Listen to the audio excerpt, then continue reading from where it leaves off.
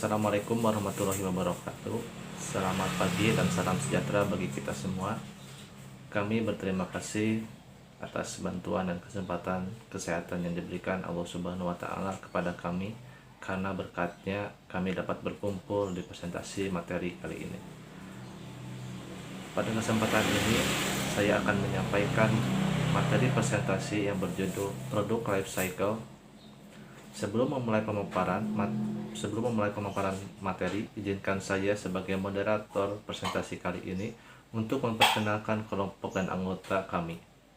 Perkenalkan, kami dari kelompok 5 yang beranggotakan saya sendiri, Jidang Cahya Rukmana, sebagai moderator. Dan untuk pemateri ada Rizky Subagja, Anggari Mbak Putra, Muhammad Taufik Eka Suara, lalu yang terakhir ada Priani Sulistian. Baik, langsung saja ke pemaparan materi presentasi. Saya persilahkan. Bismillahirrahmanirrahim. Saya akan menjelaskan tentang produk life cycle dimulai dari pengertiannya. Produk life cycle adalah perjalanan dari suatu produk dalam masa hidupnya atau sebagai siklus yang dimiliki oleh suatu produk dengan tahapan-tahapan tertentu pada perjalanannya. Dimulai dengan soft launching, grand launching, kemudian tersebar luas di pasar, dan sehingga mengalami penurunan karena adanya persaingan dengan produk yang sejenis. Siklus produk ini merupakan suatu konsep penting yang memberikan pemahaman tentang dinamika kompetitif suatu produk.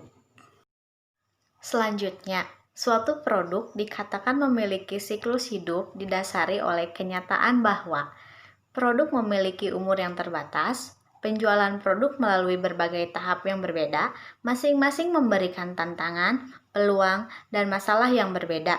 Bagi penjual, laba naik dan turun pada berbagai tahap siklus hidup produk memerlukan strategi pemasaran, keuangan, manufaktur, pembelian, dan sumber daya manusia yang berbeda dalam tiap tahap siklus hidup produknya. Baik teman-teman sekalian, materi yang selanjutnya adalah tentang siklus hidup yang terdiri dari 5 tahap. Yang pertama adalah tahap penemuan dan pengembangan produksi. Yang kedua adalah tahap perkenalan atau introduction. Yang ketiga adalah tahap pertumbuhan. Yang keempat adalah tahap pendewasaan. Dan yang kelima adalah tahap penurunan. Untuk tahap yang pertama, yaitu tahap penemuan dan pengembangan produk. Dalam meluncurkan sebuah produk baru, perusahaan harus mengambil 4 keputusan, yaitu yang pertama adalah bilakah atau timing, yang kedua adalah di mana atau strategi geografis, yang ketiga adalah kepada siapa atau prospek pasar sasaran, dan yang keempat adalah dengan cara bagaimana strategi pemasaran pendahuluan.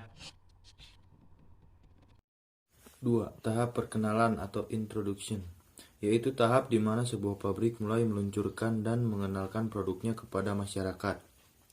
Dicirikan oleh beberapa di bawah ini. Yang pertama, adanya promosi secara besar-besaran. 2. Biaya per bulannya masih relatif tinggi. 3. Omset penjualan yang masih rendah. 4. Jumlah produksi masih rendah. 5. Tahap pencairan distributor yang biasanya tidak mau jika belum terbukti berkualitas. Jika Anda menemukan sebuah produk baru yang sering Anda temui baik online maupun offline, maka ia sedang dalam tahap perkenalan. Yang ketiga, tahap perkembangan atau growth, yaitu tahap di mana sebuah produk mulai dikenal dan digunakan oleh konsumen. Beberapa cirinya adalah: yang pertama, biaya per unit akan berangsur-angsur turun. 2. Pasar semakin meluas atau mudah menemukan di mana saja. 3. Omset penjualan yang terus naik. 4. Semakin berkembang tapi pesaing baru mulai bermunculan. 5. Diproduksi dalam jumlah yang banyak. 6. Cash flow akan berubah menjadi positif, tidak seperti tahap perkenalan yang masih negatif.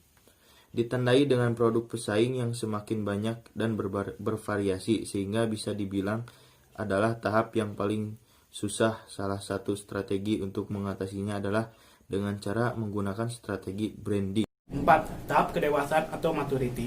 Pada tahap kedewasaan, omset penjualan sebuah produk mulai menurun. Persaingan semakin ketat dan saling berebut pasar dan konsumen. Ciri-cirinya diantaranya adalah sebagai berikut. Pertama, harga produk akan semakin menurun. Kedua, adanya persaingan yang kalah dari kompetisi.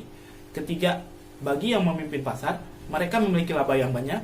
Yang keempat, produksi yang tinggi. Dan yang kelima, cash flow ada di posisi positif yang puas. Pada tahap ini, beberapa produk akan terus berinovasi, entah itu mengganti varian rasa, jenis, bentuk, dan masih banyak lagi yang lainnya. Yang kelima, tahap penurunan atau decline. Pada tahap ini, keuntungan akan terus menurun. Apabila tidak melakukan antisipasi dan mengganti strategi, maka kemungkinan produk hilang di pasaran semakin besar. Ciri-cirinya adalah, pertama, jumlah produksi akan menurun. Kedua, konsumen mulai jenuh. Ketiga, pesaing semakin banyak bermunculan menggantikan produk yang mengalami penurunan. Keempat, keuntungan menurun secara signifikan. Beberapa cara yang Anda lakukan agar produk senantiasa eksis di pasaran yaitu melalui media iklan, baik website, aplikasi, atau yang lainnya. Selain itu, menurunkan harga, memperbarui kemasan, dan masih banyak lagi yang lainnya, apalagi dalam perkembangan teknologi informasi dan komunikasi saat ini. Baik, terima kasih kepada rekan-rekan yang sudah menjelaskan materi presentasi kali ini. Semoga dari yang sudah dijelaskan oleh kelompok kami bisa dimengerti oleh teman-teman. Mohon maaf apabila ada salah kata atau pemaparan dari kelompok kami yang kurang dimengerti. Akhir kata, kami dari kelompok 5 menutup ataupun mengakhiri presentasi kali ini. Wabillahi taufiq wal hidayah. Wassalamualaikum warahmatullahi wabarakatuh.